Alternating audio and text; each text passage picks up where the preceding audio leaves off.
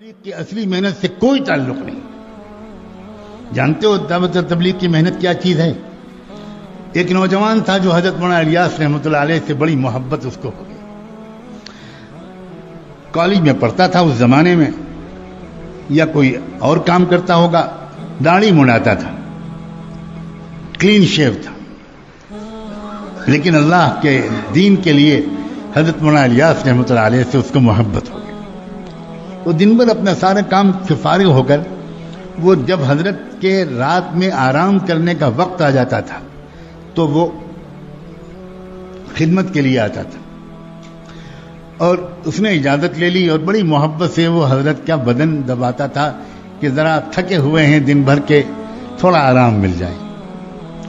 اندھیرا ہوتا تھا، بجلی تھی نہیں، تو کئی راتیں گزر گئیں، کئی دن گزر گئے، اچھا خاصا وقت گزر گیا، خدمت کرنے کے لیے آتا رہا.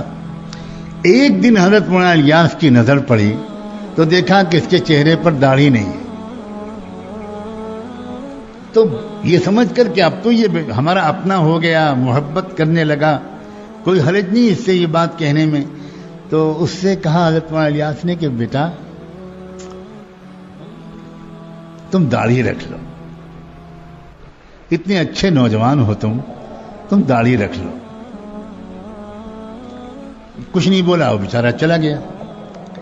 لیکن ابھی اس کو فوراً داڑھی رکھنے کی ہمت نہیں ہوئی، تو اس نے پھر حضرت مولانا الیاس رحمۃ اللہ کے پاس آنا ہی چھوڑ دیا، ڈر کے مارے، شرم کے مارے کہ میں نے ان کی بات نہیں مانی، کیسے جاؤں ان کے پاس. بس اتنا ہوا. اب جب ایک دن نہیں آیا، 2 دن نہیں آیا، تو یہ ہے دعوت و تبلیغ. حضرت مولانا الیاس رحمۃ اللہ علیہ بے چین ہو گئے، اور بے چین ہو کر اس لڑکے کو برا بلا نہیں کہنا شروع کیا. اپنے ساتھیوں سے کہا کہ میری مغفرت کی دعا کرو، مجھ سے کتنی بڑی غلطی ہوئی ہے، میں بھی کیسا بے سلیقہ جلد باز انسان ہوں. اتنا پیارا اللہ کا بندہ آتا تھا اور میں نے جلد بازی میں اس سے کچھ کہہ دیا، اور وہ بیچارہ ابھی شاید عمل نہیں کر سکا اور اس نے آنا بھی چھوڑ دیا. اب میں اس کو کہاں ڈھونڈوں؟ تو 2 رکعت صلاۃ الحاجت پڑھ کے نماز پڑھنی شروع کر دی. اللہ اس نے بندے کو بھیج دیجئے، میں اس سے معافی مانگ. اللہ ایسا نہ ہو کہ میری موت ہو جائے، میرا وقت آ جائے اور میں اس سے معافی نہ مانگ چکا ہوں. اللہ بھیج دیجئے اس کو، مجھے سمجھ میں نہیں آتا میں کہاں تلاش کروں اس کو. چند دن کے بعد ان کی دعاؤں کی قبولیت کا یہ اثر تھا کہ وہ نوجوان شرمایا ہوا بہرحال آ گیا، لیکن آگے نہیں بڑھ رہا تھا.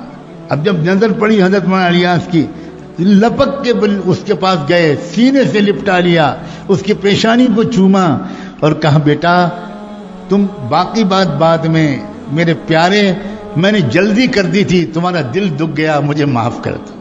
ایک مومن کا دل دکھانا بہت بڑا گناہ ہوتا ہے، مجھے معاف کر دو. جب تک تم کہو گے نہیں کہ میں نے آپ کو معاف کر دیا، تب تک میں تمہارا ہاتھ دامن نہیں چھوڑوں گا. کہو کہ میں نے معاف کر دیا. وہ قدموں پہ گر گیا. اس نے کہا حضرت مجرم تو میں ہوں، معافی مجھے مانگنی چاہیے، میں سنت رسول پر عمل نہیں کرتا، آپ کا دل دکھایا، پھر آپ کی بات بھی میں نے نہیں مانی، آپ الٹا معافی مانگ رہے ہیں. بس آج سے میں وعدہ کرتا ہوں اب میں داڑھی کو کبھی شیو نہیں کروں گا.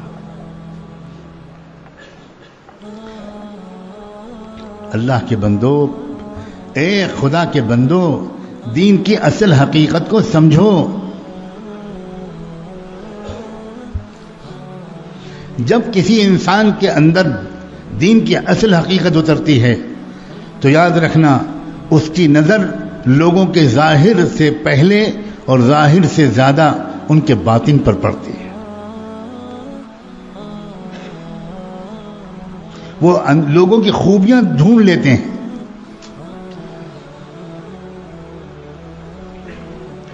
اس لیے ظاہری طور پر کچھ دینی شکل صورت بنا لینے پر مطمئن اور قانع ہو کر نہ رہ جانا، اس کا